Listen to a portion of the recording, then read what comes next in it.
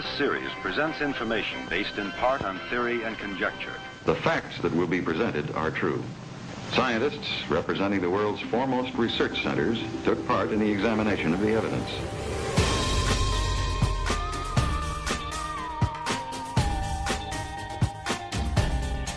The Jersey Devil.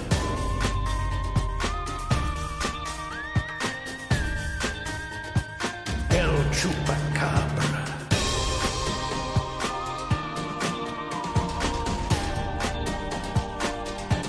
Psychokinesis.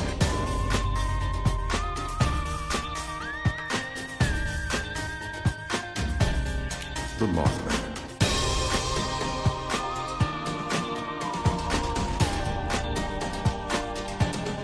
UFOs.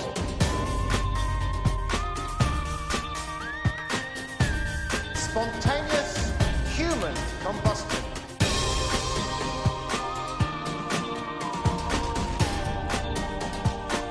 Unsolved mysteries.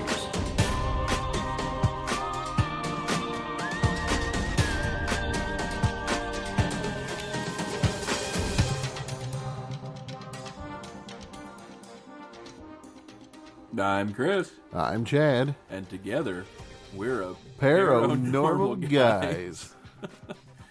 Oh, it still delights me. It is. So, back again, Chad. This time much quicker than the last two shows. Yes, sir. Almost on a schedule. It is. Like it's a job. Like it's a regular show. Mm-hmm. Wow. Yeah. So what's been going on with you? I've been working. Yes. Same here. Yeah.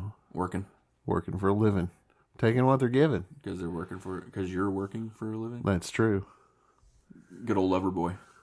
Lover boy? I don't know. I think that was Huey Lewis, wasn't it? Okay. Sure.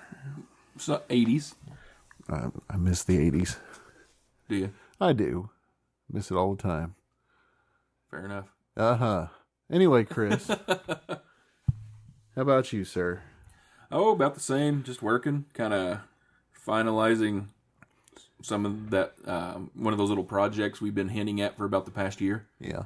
Finalizing a little bit of that, and that will be completely unveiled this weekend. Magic. Because, you know what this weekend is, Chad? We get to stare at the sun again? I hope not. Oh. Did you wear your glasses?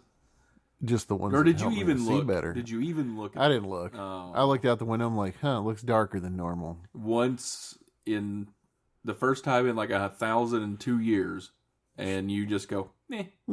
You know. Well, weird thing is, in 6 years or 7 years from now, it'll happen even closer to us. So yeah, we'll get 100% totality. That way, I can stock up on some glasses to sell in 7 years. And then 2 days before, they'll come out with a massive, we can't guarantee that those are certified. Hey, if your kids are going to be in school that day, we're going to send them home because we don't want to be responsible. Don't look at the sun. Yep. Don't look up. Hide your dogs. Hide your kids.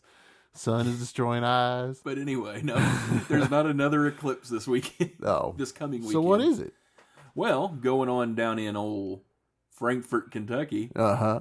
The 9th and 10th is Cryptid Con. Oh, Cryptid Con, yeah. And Wee's going to be there.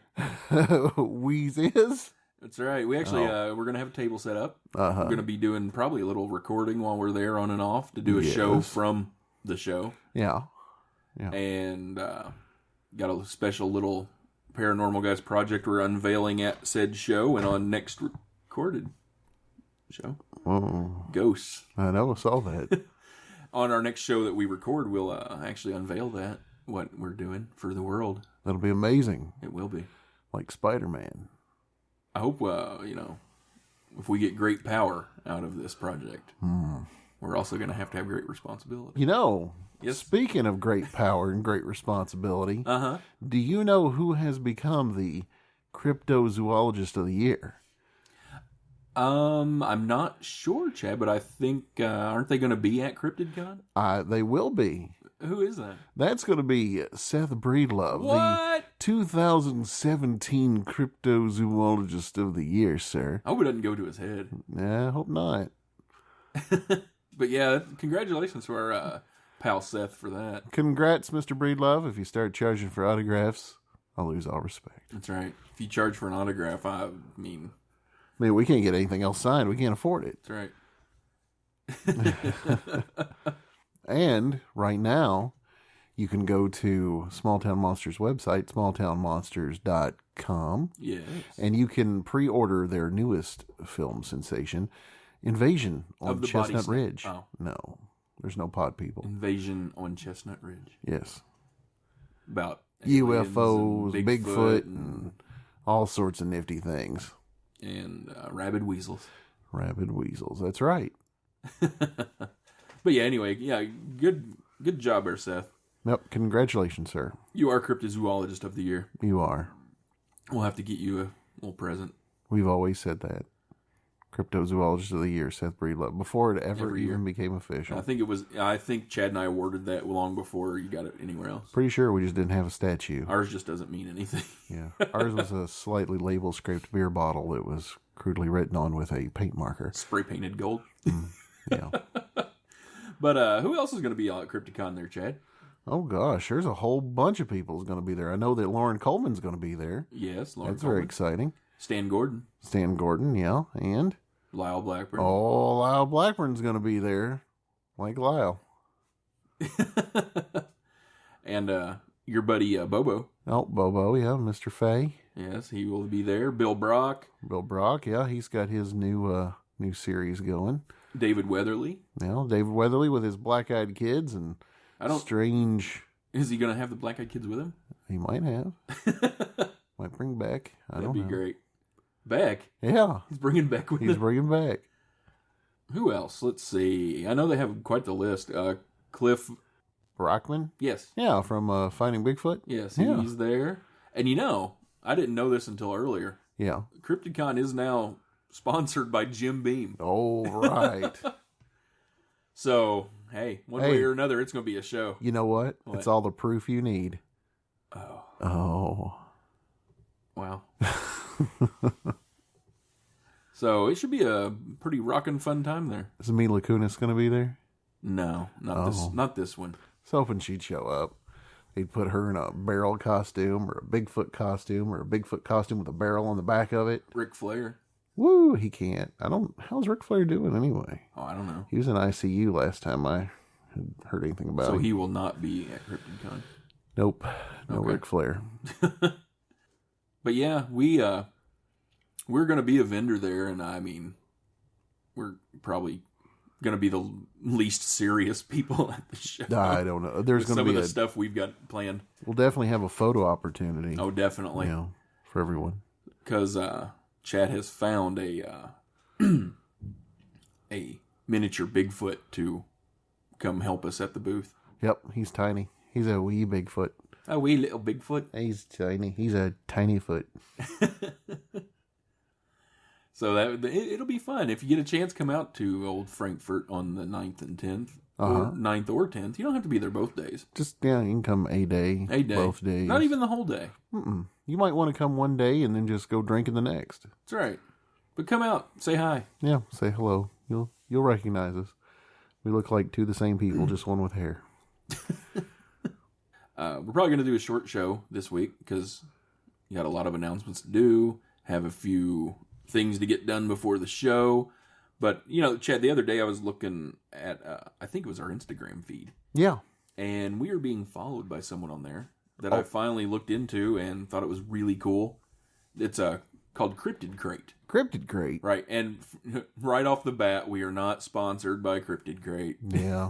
I just thought it was really cool and would say something about it.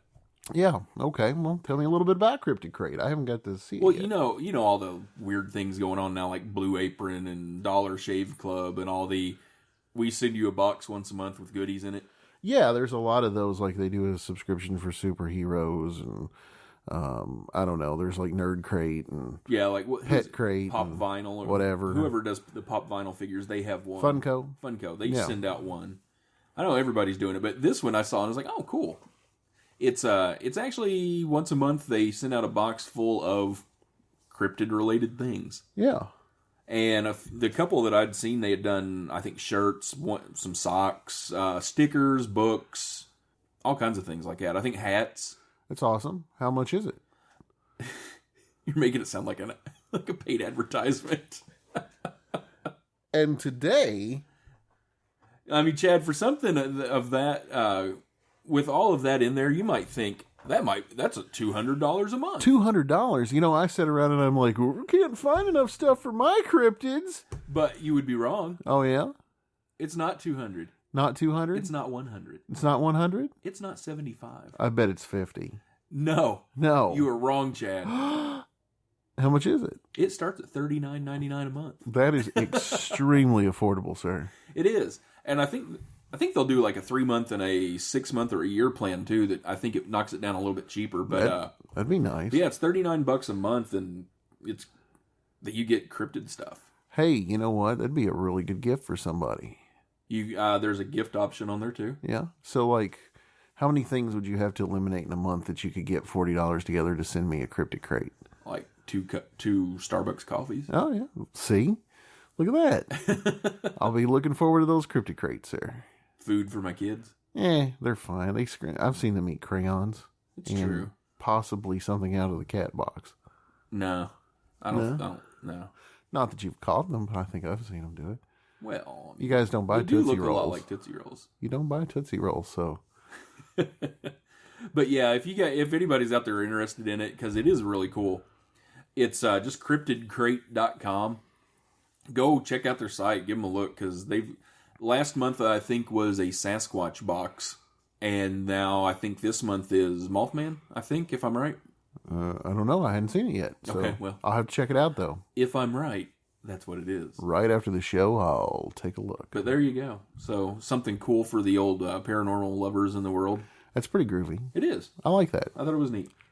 So, as I was saying, we're probably going to do a short show this week. Just get everything in gear and ready for Cryptid Con. Mm-hmm. So, we are going to kick it right off into a little thing I like to call the Paro News Stories.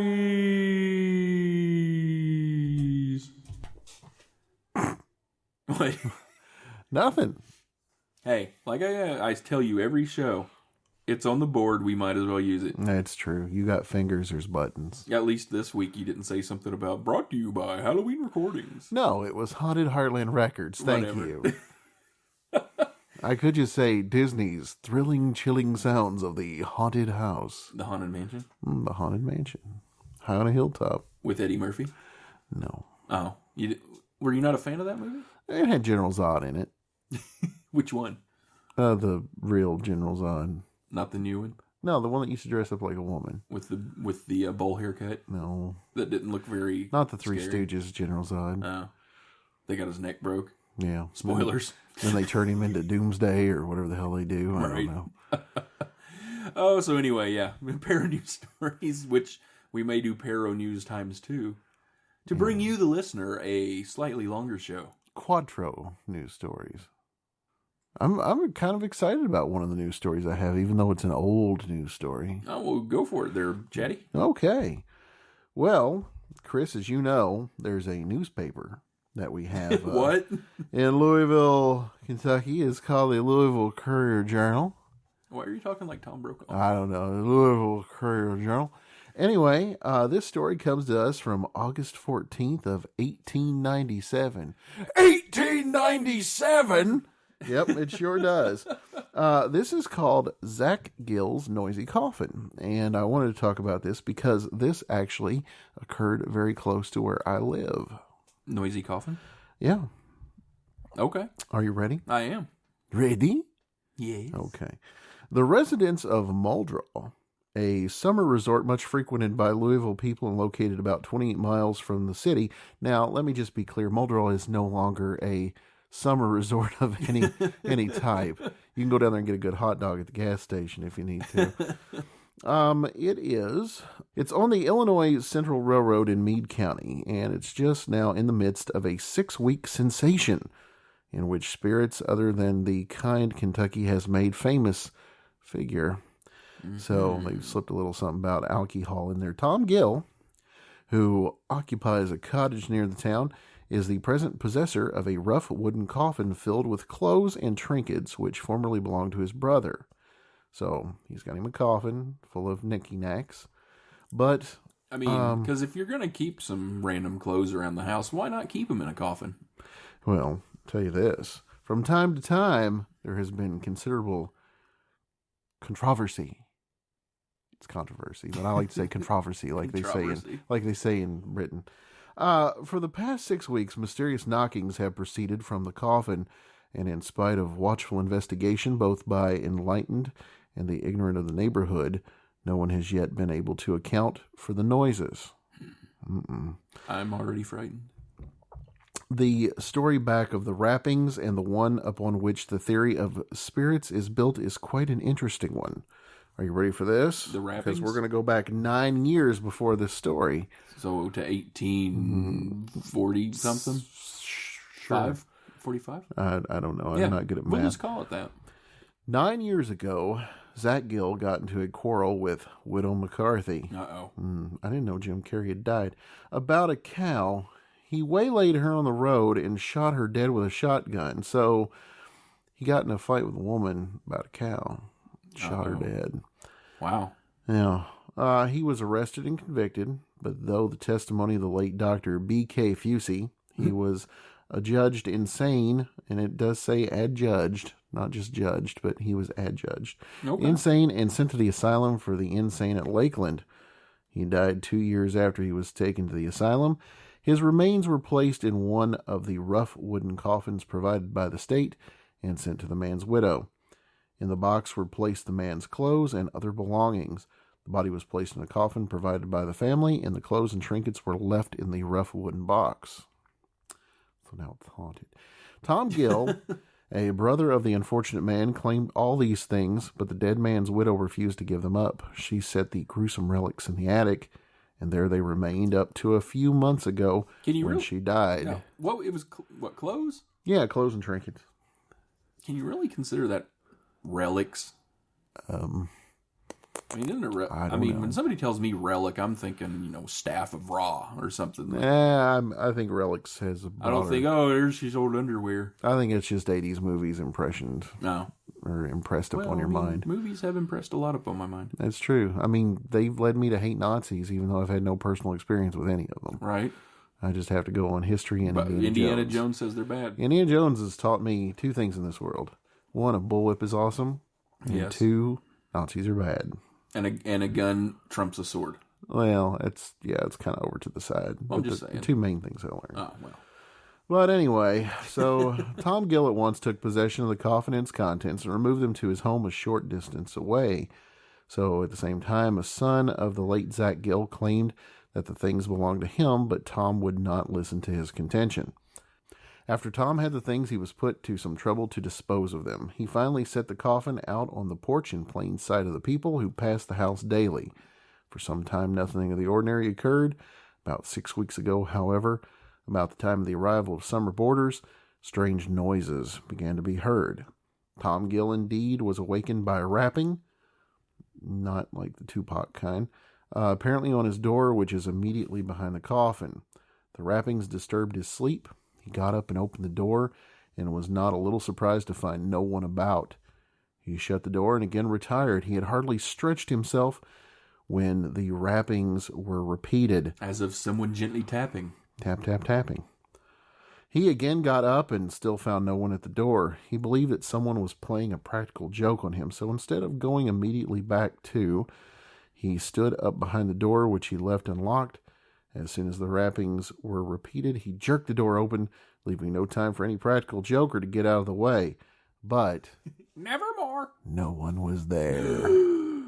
Na-na-na. Then it was that his attention was attracted by a peculiar tapping in the coffin.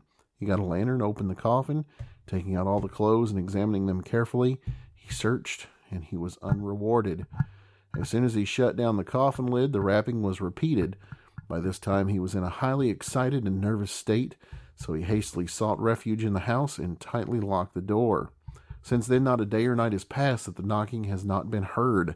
The story that spirits had begun to visit Tom Gill's home soon attracted every villager to the haunted spot, and scarcely a day passes that a group of curious people cannot be found about the coffin waiting to hear the strange noises. These mysterious sounds have afforded diversion for about 50 Louisville boarders in the Twin Caves Hotel a short distance away. They hold nightly ghost parties and sit about the coffin in solemn state, waiting for the spirit to materialize. They have nothing coffin. Better to do. Well, it was 18. Let's sit around and stare at a coffin. There's no TV. They have been unable to discover any cause for the peculiar phenomenon. The ignorant say that it is the spirit of old ignorant. I like how they're just like dummies. Stupid people. It's just dumb.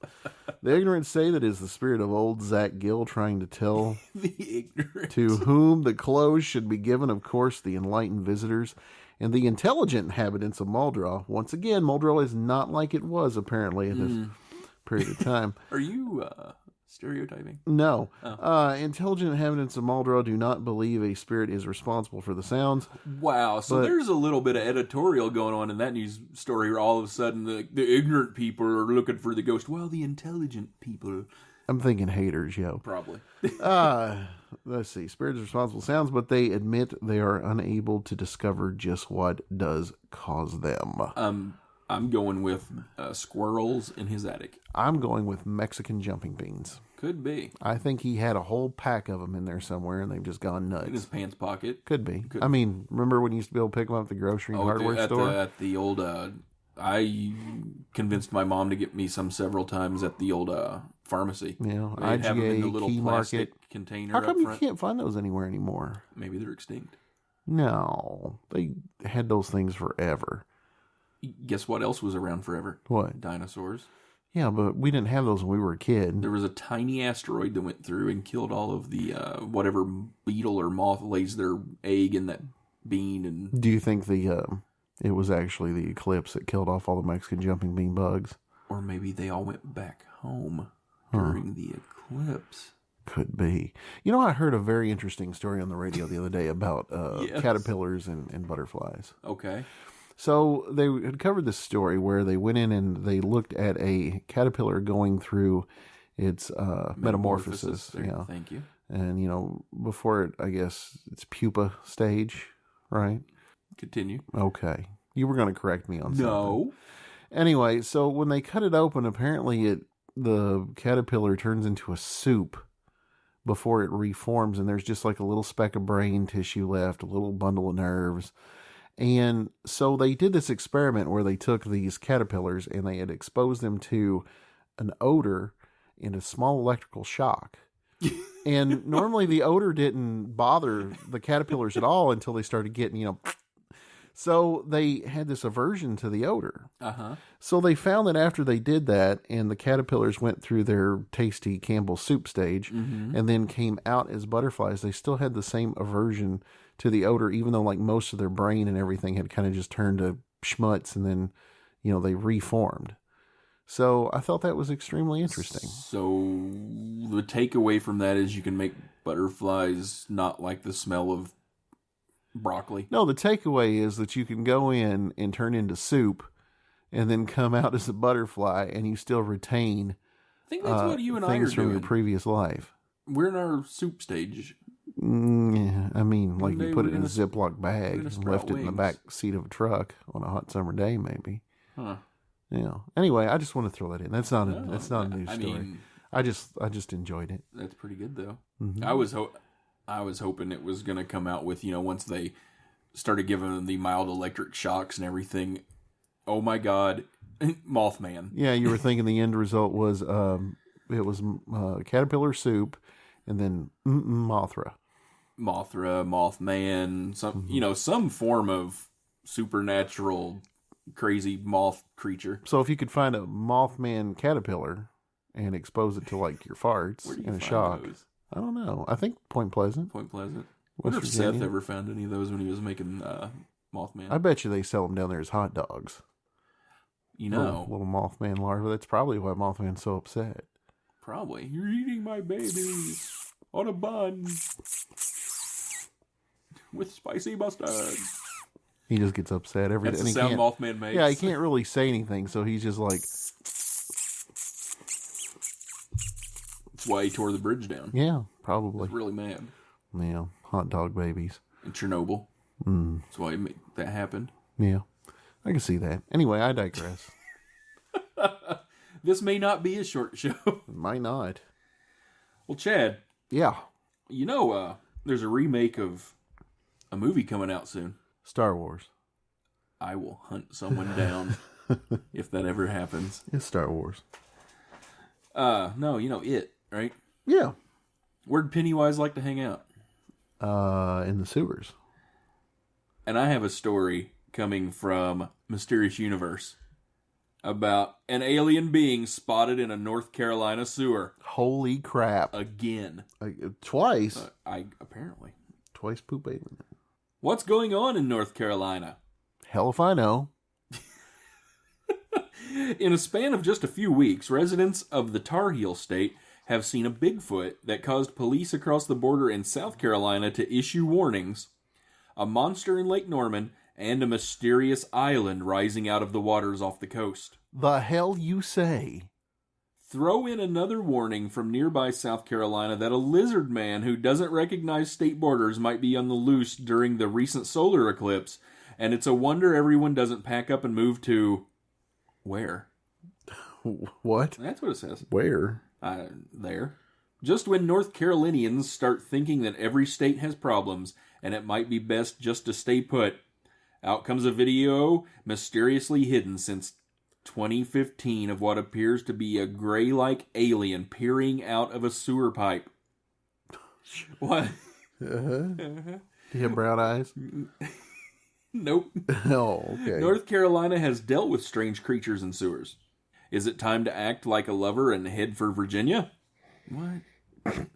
The video is dated June 24th, 2015, and this version was uploaded in March 2016, but there seems to be no other record or discussion of it until it popped up recently on a few websites. Most seem to agree that it appears to be from a newscast. The language is Spanish, the quality is poor. The reason for it not surfacing until now is a mystery. The location of the sewer or storm drain in North Carolina is not identified, and the creature looks kind of like a gray alien under magnification if you squint and wish real hard. Spit and swish. Without any other information, the needle on this one would seem to be placed between questionable and hoax. Except this isn't the first mysterious alien creature seen in North Carolina sewers, Chad. What? In April of 2009, a video surfaced of an unknown life form, or sewer creature, in Raleigh that was picked up on a snake cam in a sewer in the Cameron Village area. As the video made the rounds, the creature was referenced to as a poop monster, a pulsating glob of slime and things not repeated in polite company. Nice. It appeared to have been a sanitation department snake cam because a response to panicked or at least curious residents came from Ed Buchan. You know, if Stephen King writes a book about this, it's going to be called Shit.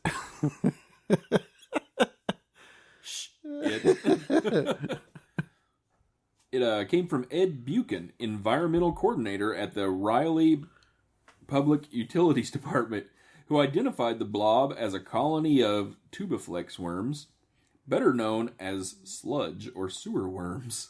The creatures are rarely seen, live in sediment, eat bacteria, and polluted organic matter that no other creatures will even look at. It can survive with almost no oxygen and have reproductive organs that disappear after sex. Yes. Wow. I think I've done that a few times. Moving on. If one was designing an extraterrestrial creature for a new movie, that sounds like a better alien monster than the one from the 2015 video. Even Ed, who has probably seen everything there is to see in sewers, was impressed. And this is what Ed had to say, Chad. I've seen a lot of sewer TV before, and I've never seen them. We were surprised. We didn't know immediately what it was. I'll tell you what, Chris. Sewer monsters. Between poop monsters and, I don't know, haunted coffins, world is a mysterious and magical place. Sure. Yeah. Because sewer monsters. Yeah, poopy. I mean, Who knows what happens when organic matter mixes with radiation and toxic chemicals to produce whatever. Okay, sure. Powers beyond imagination. Mm-hmm. Spider poop. We're down 2, Chad. Uh-oh. Well, I guess we'll need to do another one. You like reptilians, right? Sure. I mean, they were out skirting around all over the place during the eclipse, from what I understand. They were out looking for clothes. Oh. So, reptilian humanoid encounter is reported in California. This is brought to us by Cryptozoology News. This is in Colusa, California. A woman in Northern California says she saw a shape-shifting reptilian humanoid. The woman, whose name was kept anonymous, claimed that she was sitting on her house's doorstep with her dog when the encounter took place. She said, "I saw a man walking up the sidewalk at 3 a.m., smoking a cigarette by holding it under, like a European would do, with one arm behind his back. As he passed me, he nodded, and so did I. I thought it was strange, being so late. Jerk. He walked around the corner and was gone," she told Muton about the 2014 encounter. MUTON. The woman goes on to say that the same man showed up at the same spot a week later, and they exchanged some words. She said, "Hi. I saw him at 3 a.m. again. He smiled and said very softly and meekly, 'Hello,' and bowed his head. I returned the greeting. It's a small rural farming town, so I didn't want to look like a total bee. No one was out, and I could hear his hard sole shoes making a clatter in the still of the night." But it was 7 days later, she explains, that things would take a different turn. "I slept with the double front doors open into my studio-type home. It's nice. Nothing super special, but it's nice. And I left those open for ventilation. At 3 a.m., I heard a man walking by." She claims that when the man turned and looked at her, his face was nothing like it was before. "He had a reptilian face. He was wearing a hooded jacket. We both stared at each other for about 10 seconds. So if he looked nothing like he did before, could it have just been, I don't know, a different person? She said he had a reptilian face. The Californian described the humanoid as having a scaly face with empty eye sockets instead of a regular mouth with lips and teeth. She added he had a small slit. Well, he had a brow ridge. Scales looked like those of a snake and had a bluish color to it. Well, she also provided a sketch. My. I took a look at the sketch. Basically, it looks probably like 99% of the people that break into your home and steal your stuff. Looks like he's wearing a... looks like he's wearing a ski mask. Ski mask and sunglasses. Yeah, so, okay. And a hoodie. Yeah, so she's not going to work for the police. Nope. According to the woman, the alleged humanoid walked away, although he was still wearing the same shoes. What? Mm-hmm. She said, "I thought that was the same man, but was seeing a reptile being," she said. Some paranormal researchers believe in the existence of a race of snake-like underground creatures. Proponents of the reptilian theory, such as David, now I'm going to assume his last name is Icke, I-C-K-E, suggest a conspiracy involving these humanoids taking over the planet Earth. According to its followers, these creatures are meticulously involved in daily political decisions affecting governments across the world, as they also believe that they are capable of morphing or shape-shifting at will in order to deceive the population. Last year, a man from Brownsville, Texas, claimed a similar creature had entered his grandmother's home. And in 2002, a girl in Virginia claimed to have seen a similar creature while camping at the Yogi Bear Yellowstone Park in Page County. She said that the animal looked like the mix of a horse and a Komodo dragon with a dark gray-brown color. A horse? And a Komodo dragon. Yep, with a dark gray-brown color. There's a lot in that story. Yeah, like what? First of all, if he looked different, how'd you know it just wasn't a different person? You know what I think? Granted, okay, she saw you and had a reptile face. But what makes you think he's the same person that you saw the night before or whenever? You know There's what I think? one. Go. I think she just felt that he was a dirty smoker. 2, horse and a Komodo dragon? How does that work? It's rough. Does it just look like a Komodo dragon with really long legs? Does it look like a scaly horse? I don't know, but if it bites you, take you 3 days to die. And if the reptile in question she's talking about can morph and he does it really strong, Would he be a Mighty Morphin reptilian elite? And if so, why hasn't Saban capitalized on that? Saban Entertainment? Whatever. Saban. Yeah, I don't know. I mean, they just put out that new Power Rangers movie. It didn't do that great. Mighty Morphin reptilian elite. Strangers. Mighty Morphin Reptilian Strangers? Yeah, it happens. I think it should. But yeah, I don't know. I think Lady was just... Sounds like she drinks a lot of wine. She might. She's take better care of her dog. And she sounds snooty, too, from, like, you reading that My interview. Impression of her? Yeah. Oh. I just figured she lived in California. That was your impression? Oh. Yeah. I thought that was dead on. Thought maybe she might be a little worked up. Drinking too much wine, staring out your window for no reason. Yep. Oh my God. From caution to the wind, sir. He's a reptilian. So what is your... He's to moisturize. He's scaly. What is your next magical story you're going to share? Well, closing us out for magical stories for this show. Chad. Mm-hmm. It's a near and dear friend to paranormal guys. Yeah. Nessie heads for bumper year with 6 monster sightings in 8 months. Oh, not Nessie. That's right. Uh-huh. Nessie's been sighted again. Yeah.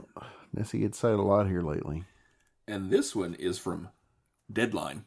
Uh-oh. And it's under Scottish News. Oh, right. Sightings of the elusive Loch Ness Monster are set for a bumper season after a 6th reported appearance this year. The fabled Loch Monster, affectionately known as Nessie, is usually spotted around 6 times in an entire year. But the official Loch Ness Monster sightings register reveals that number was reached earlier this month. Mm-mm. The beast was spotted from Doris, near Inverness, Highland, when a tourist from England noticed something huge in the water. What's all this then?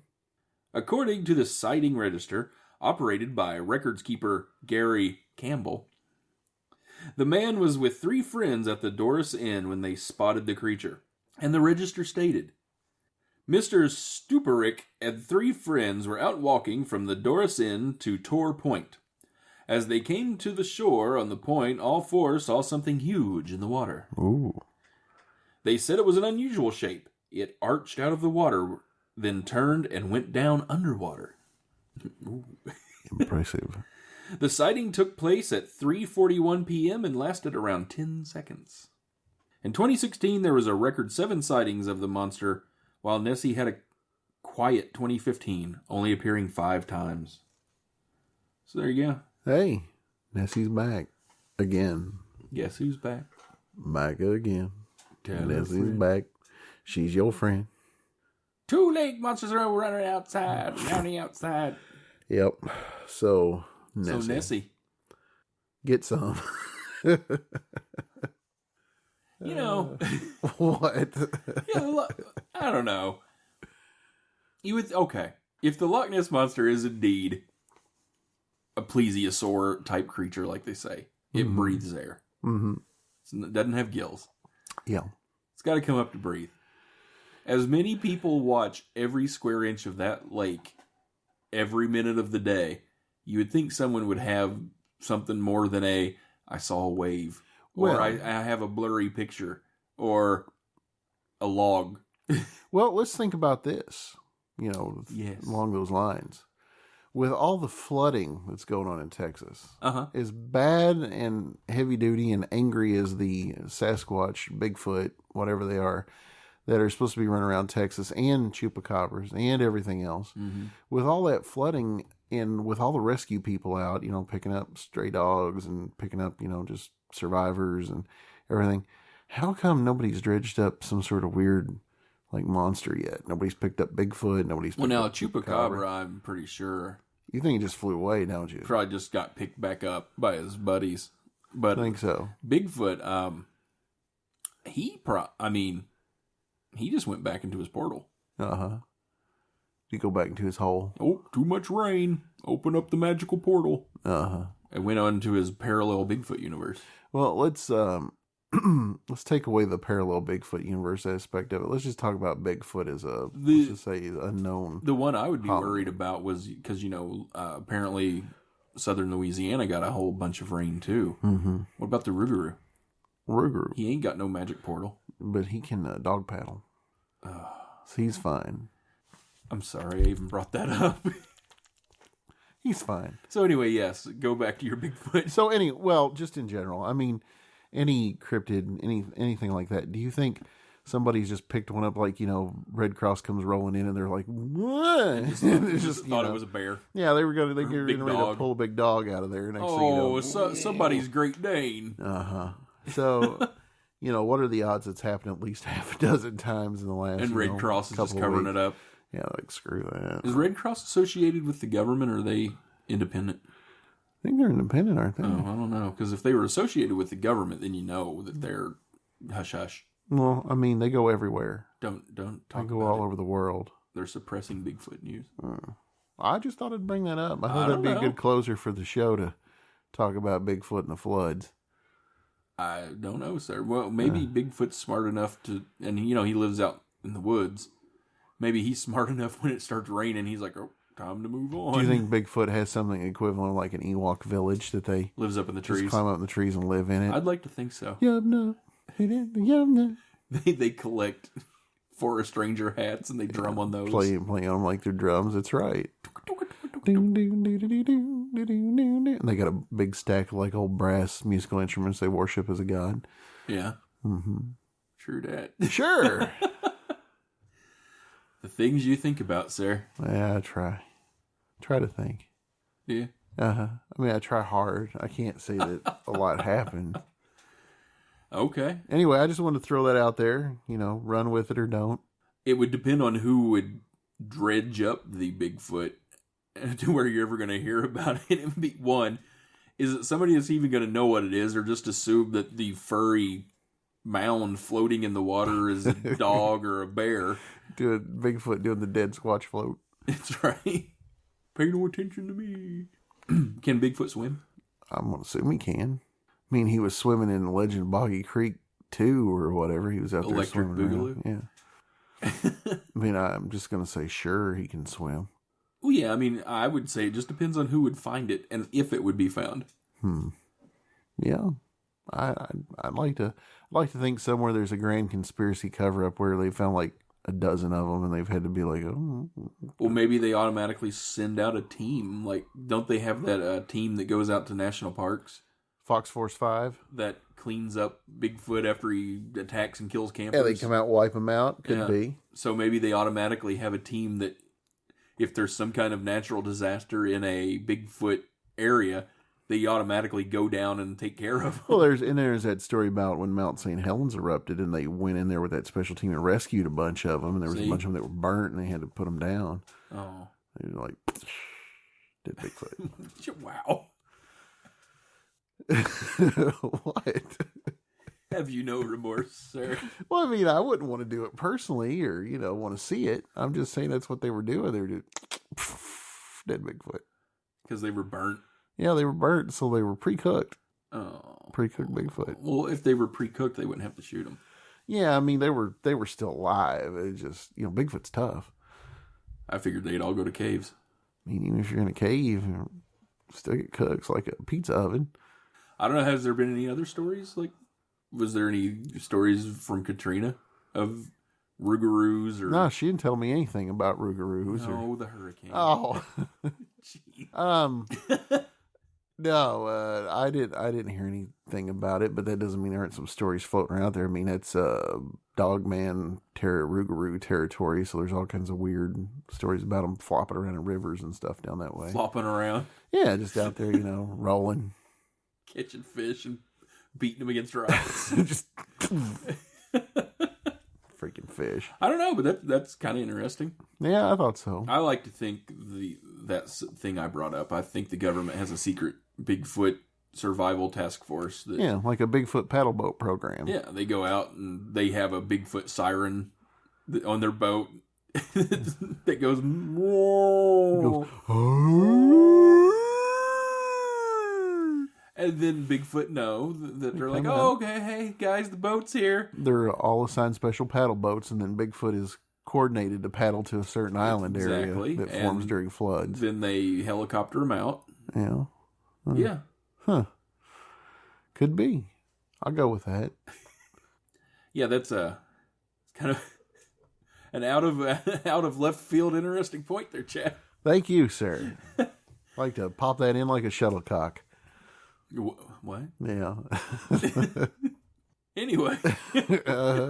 Go to paranormalguys.com, Chad. Can you also follow us on Facebook? And Facebook at facebook.com/paranormalguys. What about Instagram? Instagram, paranormalguys. It's all kind of, we made it easy. Yeah, it's all merges together. Paranormal Guys. You'll find almost anything we do. Devastator. But yeah, go to the website. There's photos. You can listen to the show. And here, within a couple more weeks, there will be some exciting new links that you might be able to get some goodies from. Maybe. On there. Possibly. Could be. Could be. Mm-hmm. And our Facebook page, Chad updates that quite often with interesting little tidbits from here and there. I throw a thing on there now and then. You do. It's good. We try to put new things on the old Instagram account every now and then, but there's only so many pictures of Chad and I sitting at a desk in front of a microphone with headphones on that anybody really wants to see. That's true. Yep. But if you are on the old Paranormal Guys Facebook page, take yourself a few minutes and go on over to William Blanchard's Facebook page. He is the gentleman that does all the music for Paranormal Guys. Musical genius. And you can find him at facebook.com/William Blanchard Soundtrack. So there's your mildly exciting, rambling episode for this time. We promise we'll be back on track soon with a more focused show. Okay, then. Exactly. And until then, hopefully we'll see some of you out at old Cryptid Con. 9th, 10th in some place in Kentucky. Frankfort. There you go. Frankfort. I can't remember. I know you can. But until then, have a paranormal weeks.